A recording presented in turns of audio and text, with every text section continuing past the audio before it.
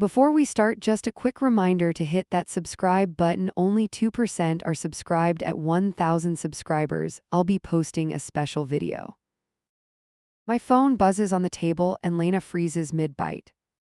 I am Ethan and I am 28. In that second, I already know this buzz means trouble. She sets her fork down slowly and stares at my screen like it just insulted her. The name on the display is my older brother. He already called twice and I killed both with ignore. Across from me, Lena watches my thumb hover over the screen. It is her birthday night and my hesitation feels like a slap. If you pick that up, we are fighting all night. She says it calm, yet her jaw tightens like she is bracing. I force a laugh that sounds fake even to my own ears. It is stupid how fast one small buzz can poison a whole night. I flip the phone and watch the call stop without answering. The screen glows on the table face up like a little warning. Lena leans back and folds her arms while the server walks by. Happy birthday to me, she mutters, and that stings more than it should. Look, I am here with you, and I am not answering. I say it like proof, like that choice cancels everything before tonight. You do not get points for not being worse than usual. She picks up her glass, and I can tell the night is already cracking. Before I can answer that, the phone lights up again on its own. Same name, same number, and now the sound feels much louder. I swear the whole room can hear it rattle against the wood. My stomach clenches because 3 calls in a row never mean nothing good. Don't you dare, Ethan, she whispers while the ringtone keeps screaming. My hand is already moving, though it feels heavy as concrete. I press accept and my brother's voice blasts straight into the room. He is not calm, and that single fact slices through every birthday rule. Dude, you need to get to the house right now. He is shouting so loud I have to pull the phone from my ear. What happened, I ask, and my voice comes out thin and small. Mom dropped in the kitchen, man, she could not breathe, we called 911. My chair screeches back as I stand up so fast the table jumps. A fork clatters to the floor and everyone at the nearby tables glances over. Lena stares at me like the room disappeared and only this moment exists. I can still hear my brother gasping through the speaker, asking why I am not moving. Which hospital, I ask, and he throws out a name I barely process. He keeps saying chest pain over and over like some broken recording. In my head, those 2 words swell until they are the only thing left. I do not think about dessert reservations or candles, I just see my mother on the floor. I end the call and realize I am standing while she is still seated. Her hands are folded tight in her lap and her eyes look sharp. Mom is on the way to the emergency room, I manage to say. My voice shakes and I hate that it sounds like an excuse already. You have got to be kidding me, comes out of her almost like a laugh. She reaches for her napkin and folds it into this tiny hard square. Of course, she says, your mother needs you right now on my birthday. She will not look at me, and that burns worse than the words. I know how it sounds and I hate that she is not wrong. From her side, it is just another night where my family yanks the chain. From my side, I can hear my brother gasping and see paramedics around our kitchen table. I wish I could split into 2 people, and I already know I will not. You can stay, she says slow and steady, just finish the cake and pretend.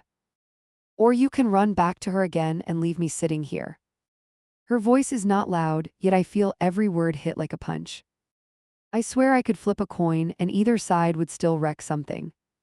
For a second I think about calling a ride for her and going alone. That sounds fair in my head, like some compromise between disaster and guilt. Then I picture my brother pacing by himself while I debate optics at a table. The thought makes me feel like a coward and it pushes me off the fence. I pull my wallet out, toss a card onto the check, and hope it covers everything. The server hovers at the edge of the table, clearly reading the tension without asking. Can you close us out, I say, I have an emergency at home. Lena does not look at the server or at me, and that silence is loudest. He nods and leaves, and the space he occupied feels like a missing shield. Now it is just the 2 of us and the ugly choice between us on the table. If you walk out right now, do not bother coming back, she says. She does not shout it, yet it lands harder than any scream I have heard. Here is the part I keep replaying when I try to sleep at night. I could have sat back down and waited for one more update before leaving. I could have asked someone else to check on her while I stayed 10 more minutes. Instead, I pushed my chair all the way back, turned toward the door, and walked out. I shoved the door open and almost run straight into another couple. Someone curses behind me as I cut across the entry without looking. My heart is MS hard enough that my vision goes a little grainy. I can feel Lena's stare on my back even though I do not turn. My phone vibrates before I even clear the parking lot. For a heartbeat, I pray it is my brother with good news. It is a message from her asking if I am actually leaving. Another one pops up, instantly telling me not to bother answering. I unlock the car with clumsy fingers and drop the keys twice. By the time the engine finally starts, my hands are shaking badly. I sit there 1 second longer than I should, staring at the restaurant.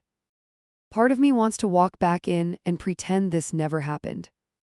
The call history on my screen shows those 3 missed attempts. I hit my brother's name and it connects before the first ring ends. "Where are you?" comes through loud with chaos in the background. "On my way," I mutter while shifting out of the spot too fast. Traffic moves slower than I remember, and every light turns red. I grip the steering wheel until my knuckles ache and wrists burn. My mind draws pictures of paramedics hovering over the kitchen floor. I know I am making it worse in my head, yet I cannot stop. Her texts keep arriving one after another across the top of the screen. I only catch fragments like "leaving her alone" and "unbelievable" and "done." A call from her buzzes through and covers my map completely. I reject it with a thumb that feels heavier than the rest of me. The guilt hits right after I hit decline, like someone flipping a switch. I could answer and try to speak over the noise in my chest. I could hang up on my family instead and stay in my lane. Every choice tonight feels like breaking something just to fix something else. I pull into the hospital lot so fast the tires screech a little. Adrenaline wipes every thought except getting inside as quickly as possible. I leave the car crooked in a space and only half close the door. If it gets towed, that will still be better than what I am picturing. Inside the lobby, my brother waves me over with wide, frantic eyes. His hair is stuck to his forehead and his breathing sounds rough. "They took her back already," he blurts out as I reach him. Hearing that she is not right here in front of us makes my stomach flip. We hurry toward the double doors and a nurse blocks our path. "Family only beyond this point," she explains while checking some clipboard. "We are her sons," my brother argues with his voice climbing higher. She studies both of us before pointing at a row of seats nearby. "We will bring updates when we have them. Please wait over there." Her tone is firm but not cruel, and that almost breaks me. I want to shout that I left someone behind to be standing here. Instead, I nod like a good kid and follow my brother toward the chairs. We drop down side by side and the silence between us is sharp. He rubs his hands over his face like he is trying to wake up. "She was gasping for air, man. I thought she was gone," he whispers. Hearing that word makes my chest pull tight and my throat go dry. My phone lights again, and this time I actually open the messages. The first few are just angry, and I honestly expected that part. Then the tone shifts into hurt in a way that hits much harder. She writes that waiting alone on this night will stay with her forever. I type and erase 3 different replies while my brother watches the doors. Everything I start with sounds like I am defending myself from a jury. I settle on "I am at the hospital and she is still being checked." I almost add "I am sorry," but my thumb stalls over the letters. Her answer arrives before I lock the screen, and it is short. "You chose her again tonight. Enjoy the bed at her house." The words punch low because she knows exactly where to aim. I stare at that line until the screen goes dark in my hand. A doctor finally steps through the swinging doors and calls our last name. We both jump up so fast the seats scrape loudly behind us. The walk toward him feels twice as long as the actual hallway. Every step I take, I hear her voice in my head warning me. The doctor opens his mouth and I latch onto the first word. "Stable." My knees almost buckle at that one alone. Then he adds that she is under observation and they are still running tests. Relief and dread crash into each other, and neither one really wins. "Was it a heart attack?" my brother asks without taking a breath. The doctor shifts his weight and glances back toward the hallway. Too early to call it that, he answers, and his tone is careful. He lists chest pressure and shortness of breath and a few medical terms. Every one of them lands like a separate hit to my ribs. I focus on the only part that sounds like hope. She is awake right now, the doctor adds with a quick nod. You can see her briefly, but she needs to stay calm. That word calm feels almost funny when I think about my mother. We follow him anyway, because what else would we do? We step through a door and there she's propped up in bed. Wires trail from her arms and a monitor beeps in a steady rhythm. Her face looks flushed, but her eyes are sharp and very annoyed. My brother gets to her first and grabs the rail like it might disappear. I hang back a step because I am suddenly not sure where to stand. You scared the life out of us, he blurts out near her shoulder. She rolls her eyes and tries to adjust the blanket with twitchy fingers. They overreacted, she answers, and her voice is already gaining strength. 1 minute I am dizzy, next thing I know I am in an ambulance.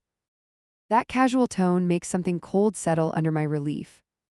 I move closer and rest my hand on the metal bar. How do you feel now? Comes out hoarse, but at least it comes. Tired and hungry, she answers and eyes the door like expecting food. Chest still tight though, she adds and presses her palm against her sternum. That last detail resets my panic even while she shrugs it off. The doctor explains they want to keep her overnight for monitoring. They are checking her heart enzymes and doing scans to rule things out. He talks about risk factors and follow-up visits in a steady, practiced voice. I nod at the right moments because I do not trust myself to talk. My brother keeps asking how serious this is, as if there is a scale. When the doctor finally walks away, my shoulders drop a little. My brother sinks into the single chair and slumps forward hard. You left dinner for a maybe, a nasty whisper inside me says. I push that thought down because I know how close things can flip. That does not stop the whisper from stirring every few seconds. Go home for a bit, my brother murmurs, rubbing his forehead. You were out already, and I have been on my feet for hours. He looks wrecked enough that I almost agree on the spot. Then I picture Mom alone if something turns suddenly worse. I will stay here tonight, I hear myself answer before I think. Mom perks up at that like it is some small victory. You boys do not need to hover, she protests with fake modesty. Her attention swings toward me and sharpens. Weren't you at some special thing tonight? She asks with a slight smirk. The word special lands right on the spot I am trying not to touch. It was nothing that could not wait, I lie with a tight jaw. I feel my phone in my pocket like a hot coal. She studies my face for a moment but lets it drop, at least out loud. Her eyes flick to the machine beside her and back again. I knew something bad was coming this week, she mutters. A nurse breezes in and checks numbers, adjusts a line, scans a wristband.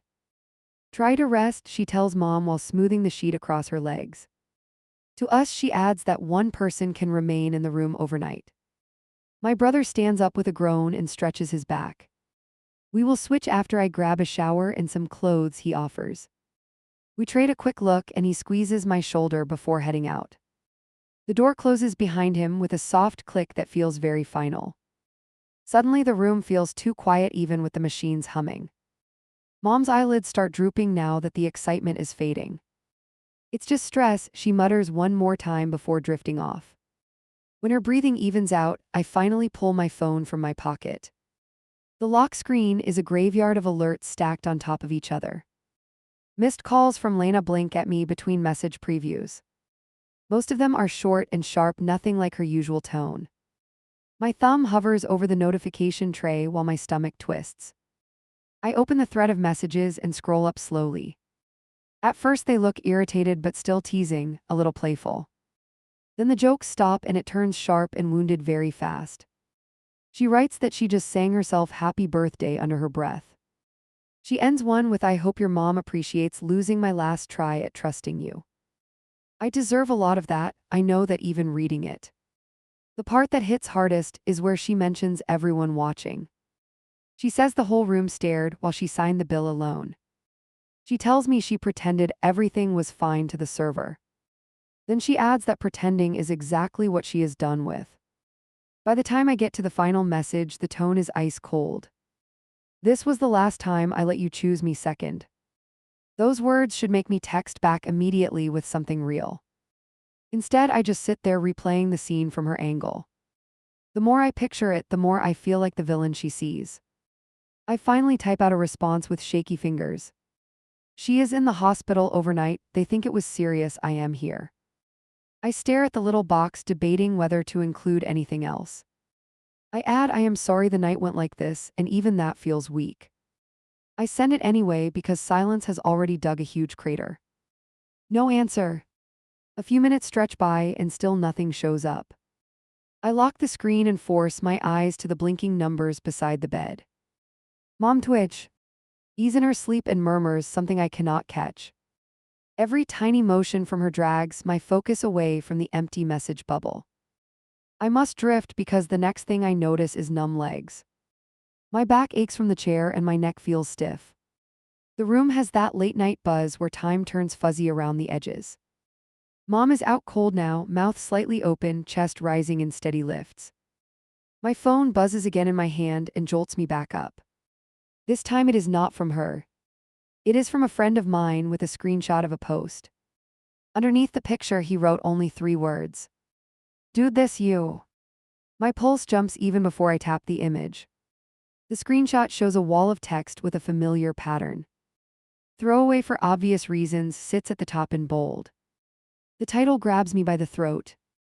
Boyfriend ditched me at my birthday dinner to run to his mom. Even the way those words are stacked makes my chest squeeze. I hit the link and the full thing loads in my browser. The writer calls herself F and her partner M, that usual setup. She describes booking a nice place weeks ahead to celebrate. She mentions how her boyfriend's family always crashes their plans. She says tonight was the worst example and that she might be done. If I did not already recognize the scenario, the details would give it away. She describes how I kept looking at my phone like I wanted an out. She mentions the second call I ignored and the way I laughed. She writes that I dramatically threw cash and bylaid mid-meal. She adds that the excuse was his mom, maybe having another episode. The ambulance part gets one vague line tucked in the middle. She writes that my brother claimed it looked scary, but they have pulled stunts. No mention of the doctor, no mention of tests, no mention of monitors. From the outside, it just looks like I ran whenever my mother snapped. Seeing it laid out like that makes my stomach burn with a messy mix of shame and anger. I scroll down to the responses and there are already hundreds. Top comment basically calls me a grown man still attached to the cord. Another person writes in caps that medical emergency always outranks cake. Someone else responds that emergency loses meaning if it happens every weekend. Strangers are debating my life like it is a group project, and I flunked the assignment. One reply sits there with a ton of upvotes and it stings worst. It says he did not even pay attention to how humiliating that is. The commenter imagines her sitting alone, surrounded by couples and groups. They say that if my mom recovers, I will run into another crisis soon. Their last line is that my partner should leave before the next siren goes off. I keep telling myself these people only know one angle. They do not see me sprinting into the lobby or gripping this chair. They do not hear the words stable and feel like collapsing. Still, some of the jabs hit too close to things I do not want to admit. That is the worst part, when a stranger nails something you avoid saying out loud. Without really planning to, I hit the comment box. My thumbs start moving before the rest of my brain catches up. Okay, so I am probably the guy from the story. I explain that I left because my brother said she was barely breathing. I mention that the doctor is still ruling stuff out and that I stayed. Even while I type it, I can hear how defensive it sounds. It reads like a statement crafted for a courtroom and not a confession. I delete the whole thing and the empty field stares back at me. I try again with fewer words and more honesty this time. I hurt her and I am still not sure I was wrong. That line sits there blinking and I hate it even more. It makes me sound like I want validation from the mob. I erase it and exit out of the reply window completely. My hands are sweating and my heart is doing that uneven hop again. I shove the phone face down on my leg like that cancels the post. Mom stirs and opens her eyes just a crack. You two are still here, she whispers in a raspy voice. It is just me for now, I answer, leaning closer to her. She reaches out and pats my arm with a tired half smile. You always come when I need you, she murmurs and drifts off again. That sentence lands heavier than everything written about me online. Because she sounds genuinely grateful in a way that knots my insides. On one screen, I am a terrible partner glued to his mother's side. In this room, I am the only person she can see when she wakes up. Somewhere in the middle of those two pictures is the part that scares me. I slip out into the hallway once her breathing settles again. The floor is quieter now, and the vending machine hum feels too loud. I lean against the wall and finally unlock the phone once more. The thread has grown since I last looked, fresh judgments stacked everywhere. A few users mention that his girlfriend deserves better than playing second place forever. One comment near the top makes my chest tighten in a new way.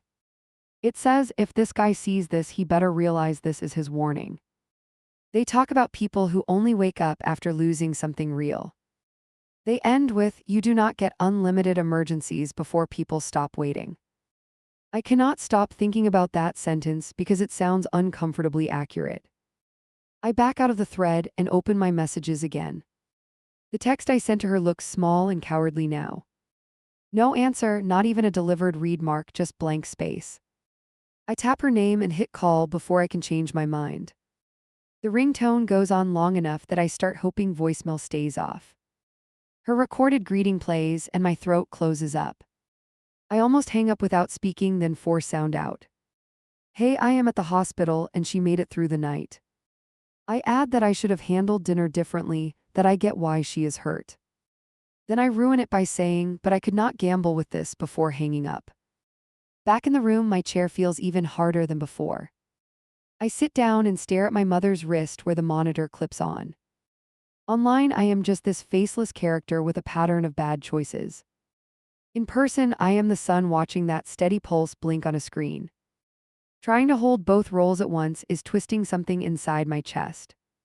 At some point, the sky outside shifts from dark to early gray. The nurse walks in and mentions morning rounds and possible discharge times. My brother returns carrying a bag and looking slightly more put together. He asks if anything changed, and I tell him the numbers stayed good. I do not mention that half the internet spent the night picking me apart. While he talks quietly with Mom about test results, my phone buzzes again.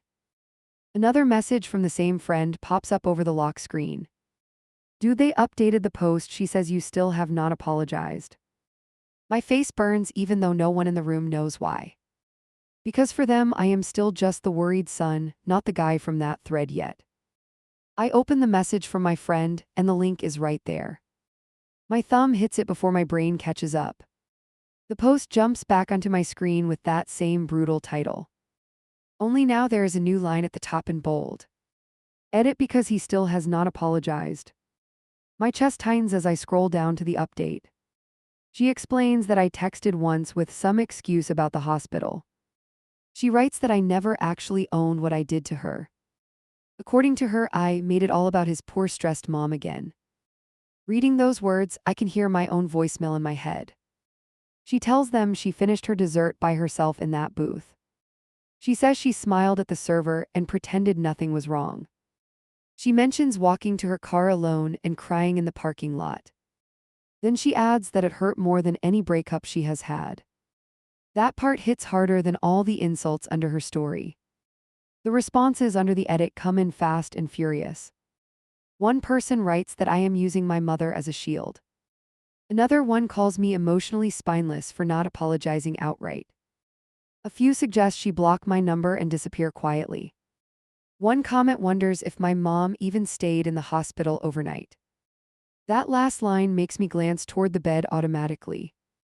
Machines still blink beside her, and my brother flips through paperwork.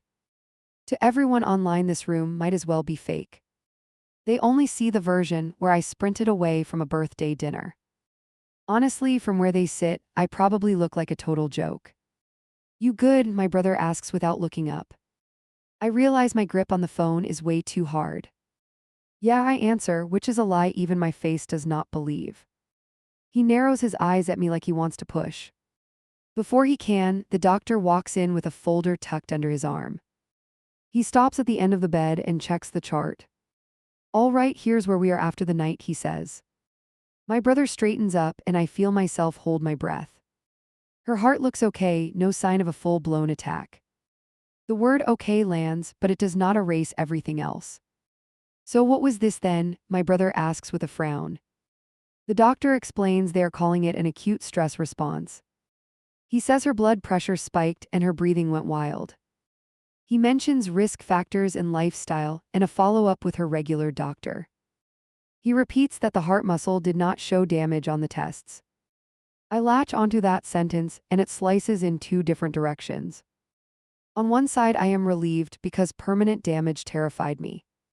On the other side, I hear Lena's voice calling it another episode. The doctor continues, saying this can feel terrifying in the moment. He adds that fear alone can make it spiral much worse. Mom clears her throat like she is tired of being discussed. "It did not feel like nothing," she mutters, picking at the blanket. The doctor nods and tells her he is not minimizing the scare. He just wants her to understand it was not a massive cardiac event. He talks about stress management and maybe counseling and a different schedule. She waves a hand like this part bores her. "I was on the floor unable to breathe," she reminds him sharply. My brother jumps in and describes her eyes rolling back. The doctor listens and then repeats that fear amplifies everything. He suggests a plan and moves on to the discharge details. "So she is not dying?" my brother asks once more, softer now. "No more than any of us right this second," the doctor answers. That line is meant as a joke, but it sticks in my ears.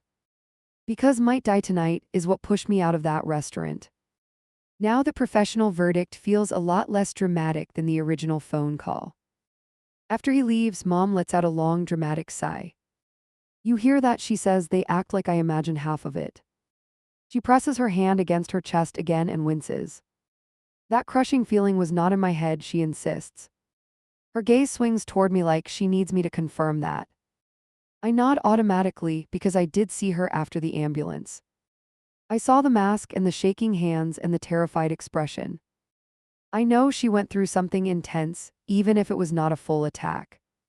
At the same time, my brain replays my brother yelling into the phone. That version of events and this doctor's explanation do not line up neatly. My aunt appears in the doorway halfway through the discharge talk. She rushes in, grabs Mom's hand, and scolds her for terrifying everyone. Underneath the words there is a familiar tightness that I recognize. Again with the drama, she whispers once the nurse steps out. Mom snaps at her to stop exaggerating, which is ironic as hell. My aunt motions for me to step into the hallway for a second. I follow her out, phone still in my palm like a second heartbeat. She crosses her arms and leans back against the wall. "How bad did they make it sound on the phone?" she asks quietly. I tell her about the "she might not make it" tone my brother used. She lets out a low curse and rubs her face. "They always crank it to maximum when it comes to her," she mutters. "You know how this goes." She panics. They panic. Everyone runs. I flinch because that sentence lands way too close to truth. She notices and softens her voice, but the words are already lodged. "I am not saying she faked anything," my aunt adds carefully. "Those attacks are real, they just are not what you think they are." She taps the side of her head and then her chest in one quick motion. "You two throw your lives into chaos every time the alarm rings." Her eyes stay locked on mine while she says that. I feel defensive heat climb up my neck. What was I supposed to do? Ignore the call? Her expression shifts, not cruel, just tired. "No," she answers, "but maybe next time you ask a second question first." That suggestion hits harder than if she had called me selfish. Behind us, my brother argues with Mom about going home today. He wants to keep her another night. She insists she is fine. Nurses weave around us and life in the hallway continues. I stand there stuck between my aunt's warning and my own memories. The image of Lena alone at that table shoves its way back in. My phone buzzes again, and I already know what it is. I open the post in a reflex I am starting to hate. At the bottom there is another short update from her. Edit 2, he still has not actually said the words "I was wrong." She writes that she is reading messages and feeling disgusted with herself for defending me earlier. She admits part of her still wonders if she overreacted. Then she adds that the apology she got was bare minimum. She tells them I framed everything like a sad situation I was trapped in. Now the comment section is full of trust your gut replies. The few voices trying to see my angle are getting buried. I could say she is being unfair, but that would be easy. Truth is, I never actually said I chose wrong that night. I apologize for the outcome, not the decision itself. People feel that difference even if you never spell it out. Especially someone who just watched your back walk away on their birthday. Put that thing down, my aunt says, nodding at my screen. It is going to fry what is left of your brain. I lock it and shove it into my pocket again. The problem is the words are still burned into my head. You still have not said you were wrong. The discharge process drags with forms and instructions and warnings. Mom complains that the bed is uncomfortable and the food is terrible. She jokes that the staff just wanted somewhere to park her overnight. There is a spark in her eyes that was not there yesterday. If I saw her like this first, I never would have left that restaurant. That thought knocks the air out of me for a second. Because if I am being honest, last night I reacted to the scariest fur. Sion. My brother painted the picture with the darkest colors he could find. I did not ask any real questions, I just launched myself out the door. In the car, texting her, I kept telling myself there was no choice. We wheel Mom out to the entrance and help her into the car. She grumbles about the fuss yet grips my arm during the transfer. My brother walks around to the driver's side and slams the door. You coming straight home? He asks through the open window. I freeze because I do not actually know the answer yet. Yeah, I say out loud because that is the safe answer. He nods and pulls out of the drop-off lane. I watch the car shrink in the distance until it blends into traffic. When it finally disappears, I am still standing there with my keys. The space where I should feel pure relief feels crowded with something else. I climb into my own car and let my head fall against the seat. For a moment I do nothing, just listen to my own breathing. Then I pull the phone back out again because I am weak. The threat has grown even more in the short time we were busy. Someone mentions that if I cared, I would have shown up with flowers by now. I picture myself walking into her place carrying some sorry bouquet. She would open the door, look at the flowers, then look at me. She would ask one simple question. If your mom had actually been dying, would you regret leaving? I have no idea how I would answer that without sounding heartless either way. My thumb slides to her contact and hovers over the call button. I do not press it, not yet, I am not ready for her voice. Instead, I open a new message and start typing slowly. I heard what the doctor said this morning. I add that it was not a heart attack, that they are calling it a stress spike. Those details do not make last night vanish, I know that. Still, they matter for how I should have handled things. I stare at the blinking cursor and keep writing. I keep replaying walking away from that table and I hate it. This time I actually typed the words I was wrong. Seeing that sentence in my own chat window almost makes me flinch. It feels heavier than the whole paragraph wrapped around it. I follow it with I panicked and I did not even ask the right questions. Then I admit that I used the worst-case version in my head to justify everything. I delete and retype the last line 3 times until it feels honest enough. My finger hovers over send and refuses to move. Because once I send it, I cannot crawl back behind excuses. If she ignores it, that will tell me something brutal. If she answers, I might have to hear things I am dreading. Either way, there is no more pretending this was just bad timing. I lock the phone without sending and drop it on the passenger seat. Coward move, I know, you do not have to tell me. I start the engine and pull out, heading toward home. Every stop sign on the way feels like a chance to turn around. I blow through the last one, still going in the safe direction. At the house, my brother's car is already in the driveway. Inside, Mom is settled on the couch with her feet up. She has a blanket over her legs and the remote in her hand. She complains about the taste of the hospital breakfast and laughs. If someone walked in right then, they would never guess last night happened. You made it, she announces when she spots me in the doorway. Thought maybe you ran back to that dinner thing instead. The way she says it is half joke and half challenge. I force a weak smile and step into the living room. I came here first, I answer, and the weight of that choice lands hard. My brother heads into the kitchen, rattling through cabinets. Mom pats the spot beside her on the couch. You are not still upset about yesterday, are you? She asks lightly. I scared you, but at least now you know I am not invincible. She smiles like this whole thing ended with some fun life lesson. I lower myself onto the cushion, yet I do not relax. There is this sick feeling that we are all just resetting the pattern.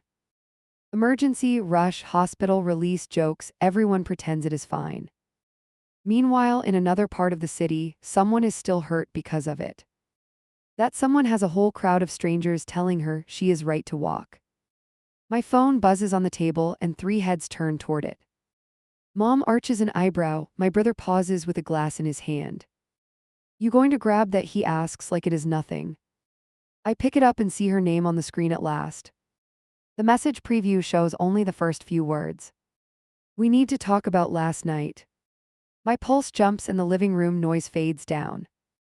I stand up and walk toward the hallway without even answering my family. Behind me, the television chatters and my brother opens a cabinet. In my hand is the conversation that might finally decide everything. And for the first time since the restaurant, I know I cannot dodge it. I open her message before. I can talk myself out of it. The full text fills the screen in 2 short lines. We need to talk about last night, in person today. My throat tightens and for a second I almost type sorry again. Instead, I just stare at the blinking cursor like that will answer her.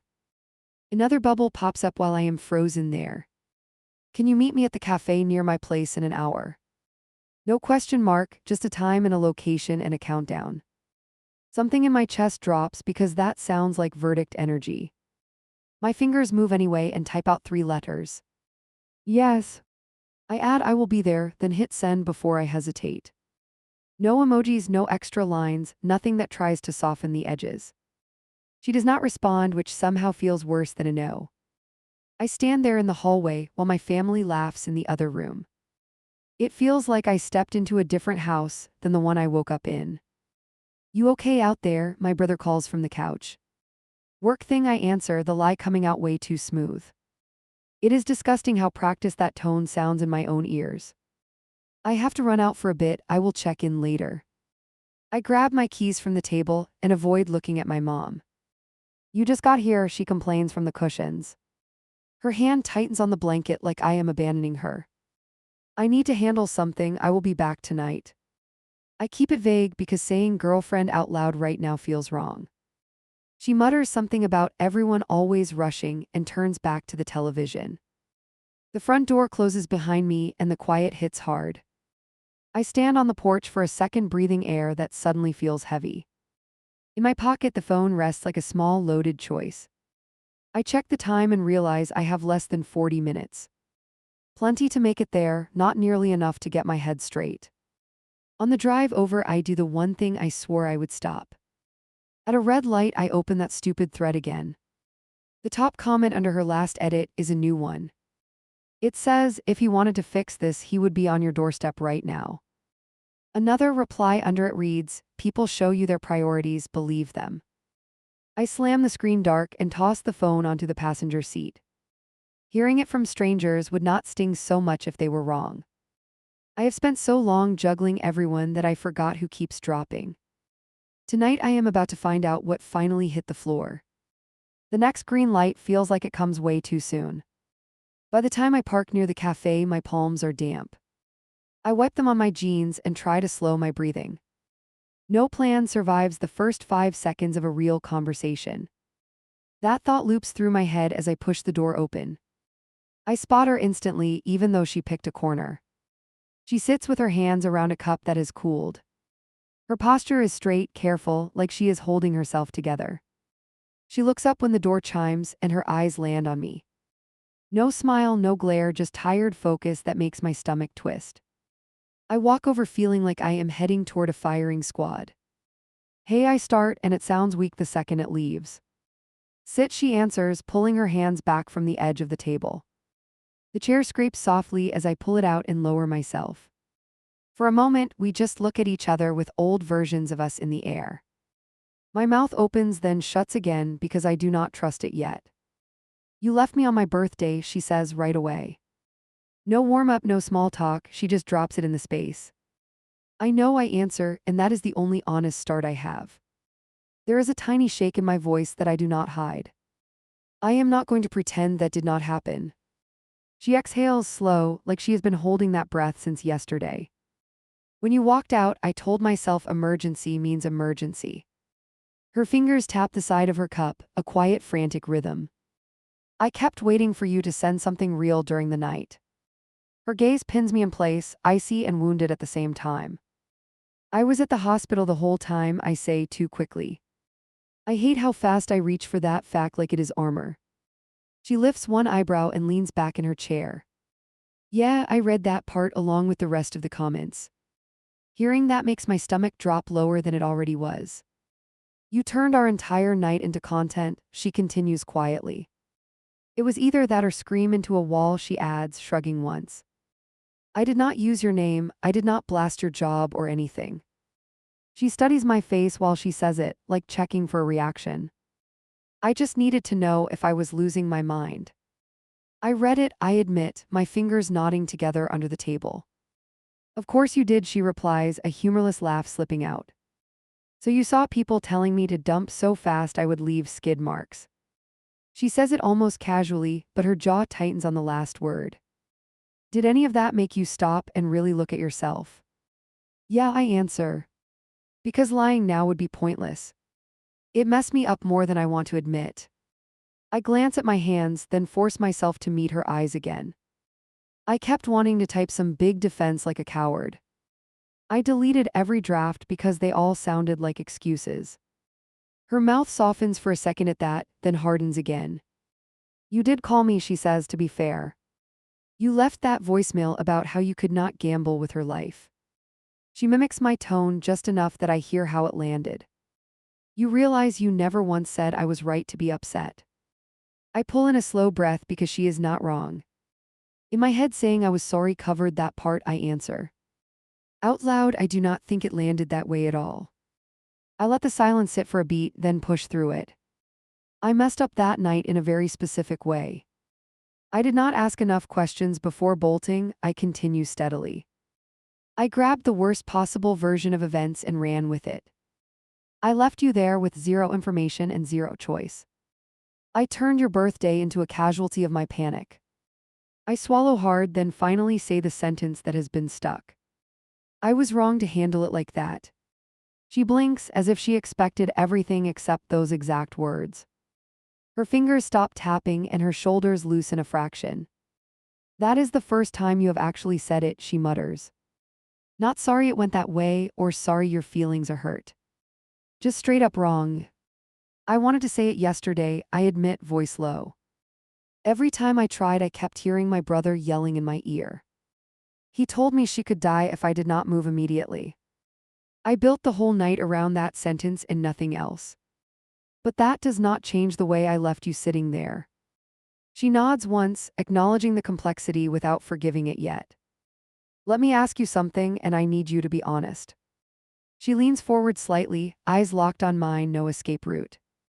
If the doctor had come out and said she might not make it, would you regret going? The answer forms instinctively before I can shape it for her. No, I say, because anything else would be fake and she would sniff it out. I would regret leaving you like that, but I would not regret being there. Her eyes shine with something sharp when she hears that. So in that version of reality I still lose, she whispers. Best case for me is you feel bad while I sit alone with candles. Hearing it framed that way makes my chest cave a little. You should not have to compete with her, I manage quietly.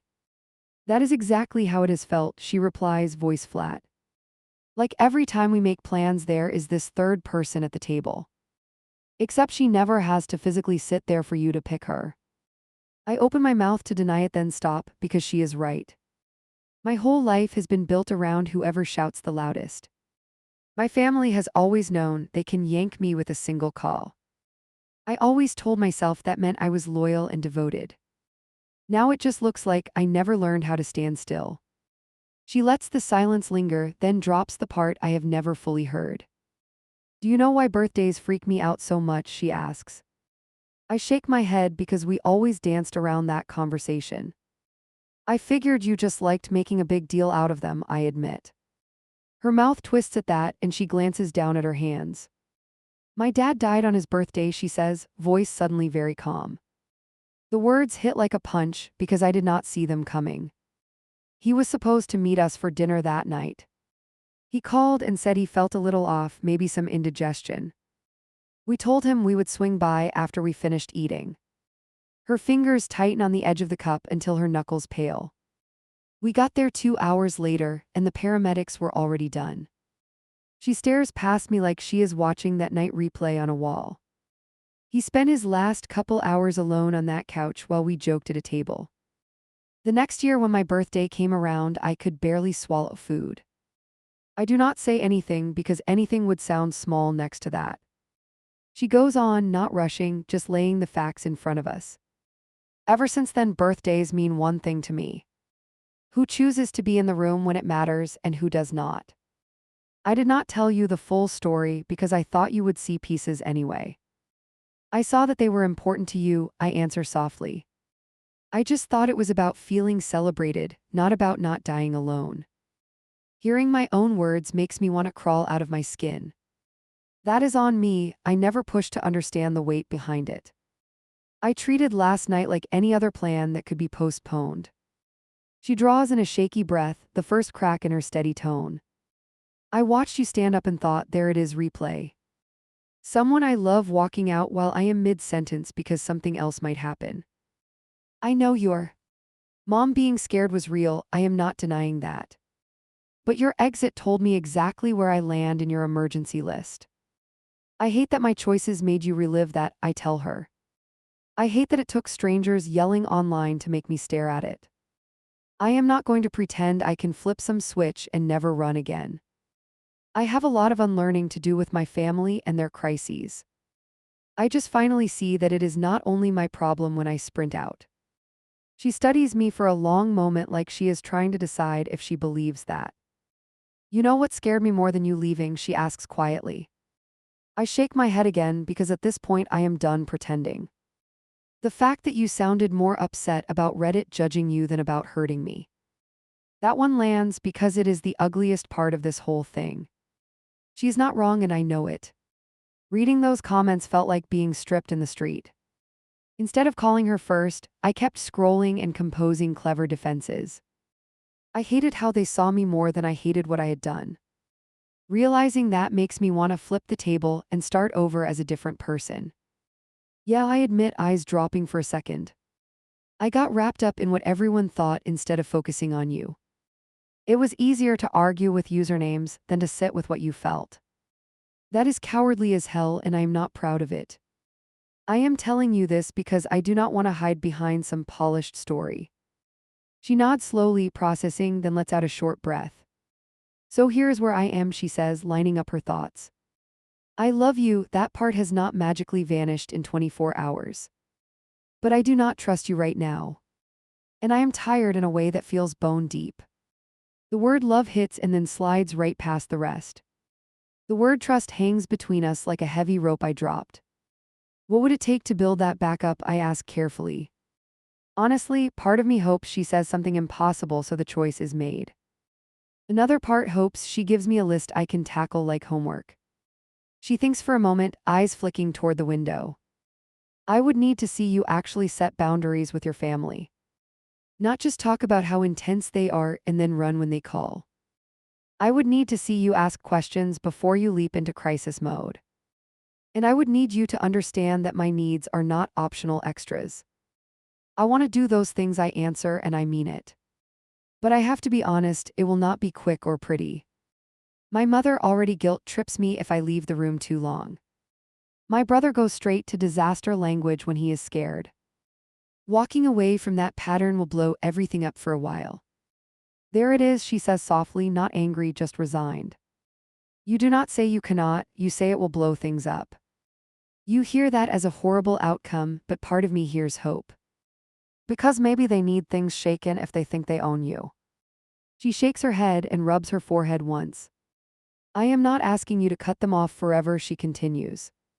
I am asking you to stop letting every tremor become a life sentence for us. I cannot be with someone who treats my milestones as maybe time. Birthdays, plans, important days, I need to know you will think before bolting. Not promise to stay no matter what, just stop defaulting to run. I sit with that and try to imagine the next crisis call. In my head, I imagine saying, what exactly happened instead of I am on my way. I picture my mom on the other end hearing me hesitate for once. The guilt rises fast and I have to steady my breathing. That internal tug of war is exactly why we are sitting here. I want to be that guy, I tell her, voice rough. The one who does not just flinch toward the door every time. But right now, if we stay together, you are signing up to watch me fail a lot. You will see me pick them over you again while I figure this out. And I do not think you should have to absorb that. Her eyes film over and she blinks the tears back. Do you hear yourself, she asks, almost laughing. You are basically telling me I would be stupid to stay. I flinch because that is not what I meant, but she is not wrong. I am saying you deserve someone who has already done that work, I manage. She leans back, shoulders sagging like the fight has drained out. I thought I was going to come here and scream, she admits quietly. I rehearsed this whole speech in the shower about how awful you are. Then you walked in looking like you had not slept since last year. And I realized I do not actually want to destroy you, I just want peace. You are allowed to want peace, I tell her, and I mean it. Even if that peace does not include me in a boyfriend slot. The word boyfriend catches in my throat, but I push through it. I would rather you be calm without me than miserable hanging on. It sucks to say that, boo. It sucks worse to keep hurting you. She studies my face for a long moment, then nods once. I think we need to break up, she says, plain and steady. The words still land like a punch even though I saw them coming. I cannot keep wondering who will win every time your phone rings. I need space to remember I am not waiting in anyone's lobby. My first instinct is to bargain because that is what I always do. Offer therapy, schedules, promises, anything to undo that sentence. The second instinct, the quieter one, tells me to shut up and take it. I close my eyes for a beat and listen to that second one. When I open them again, she is watching me like she expects a fight. Okay, I say, and my voice cracks right down the middle. I do not want that, but I get it. I would probably tell a friend the same thing if she told me this story. Her mouth twists into something like a sad smile at that. You finally agree with the comments section, she says, almost teasing. If I posted this from my side, they would roast me too, I answer. They would say I should have locked my phone in the car. They would say I should have trusted the paramedics and stayed seated. They would dig through my history and call me an enabler. Honestly, they would not be completely wrong about that last part. She reaches into her bag and pulls something out. For a second my heart jumps, thinking ring, then I remember we are not that. It is a small wrapped box, the edge is a little creased now. I was going to give you this last night after dessert, she says. She slides it across the table, and her hand trembles just a little. I cannot take that now, I protest, shaking my head. You can, she counters, pushing it closer. I bought it when I still believed we were building a future. I am not returning it to make some point, that feels weird. You can throw it away or keep it or burn it, whatever. I pick it up because leaving it there feels worse. The weight in my palm feels bigger than the actual object. I got you something too, I admit, throat tightening again. It is still in my trunk because I thought I would give it after cake. That simple sentence makes the air between us turn heavy again. She lets out a soft laugh that sounds close to a sob. Of course you did, she says, wiping at one eye. This is such a stupid movie scene, it is almost funny. Two people with unopened gifts and no relationship anymore. If I did not feel so gutted, I might laugh with her. We fall silent for a moment, each lost in our own private version. Finally, she clears her throat and straightens her shoulders. I am going to ask you one more thing and then I am done. She looks me dead in the eye, no wobble this time. Do not blame your mother for this when you go home. That catches me off guard enough that I blink. What do you mean? I ask, confused but curious. You are the one who got in the car and left, she answers. You are the one who did not press for details before running. You are the one who decided not to say the words I was wrong until today. She is sick, stressed, dramatic, whatever, but she did not walk me out of that restaurant. Her voice is firm now, like this part matters more than anything. If you put all this on her, you are never going to change. You will just wait for the next emergency to prove my point again. I need to know you heard that part, even if I am not around to see it. I nod slowly, feeling that statement settle in my chest. I hear you, I say, and for once I am not just saying it. I have used her needs as this blanket explanation my whole life. It is my choice what I do when the phone lights up. If I ever write about this, that is the part I cannot edit. You probably will write about it, she says with a small snort. That is kind of your thing now, right? The joke lands harder than she probably meant it to. She softens a little and adds, if you do, make yourself look worse than me. Her eyes glint for a second, and there is the person I fell for. I do not have to try very hard to do that, I answer. She shakes her head and stands up, grabbing her bag. I have to go meet my friends, they insisted on a makeup outing. She hesitates, then steps close enough to wrap her arms around me briefly. For a heartbeat, I bury my face in her shoulder and try not to break. Good luck with everything, she whispers near my ear. Then she pulls away like it hurts and walks toward the door.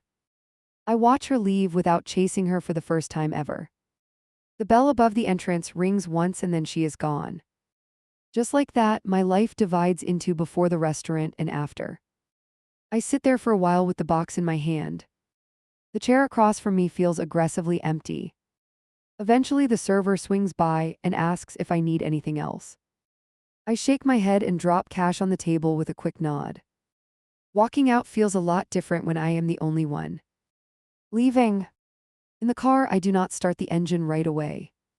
I reach into the trunk and pull out the bag I left there.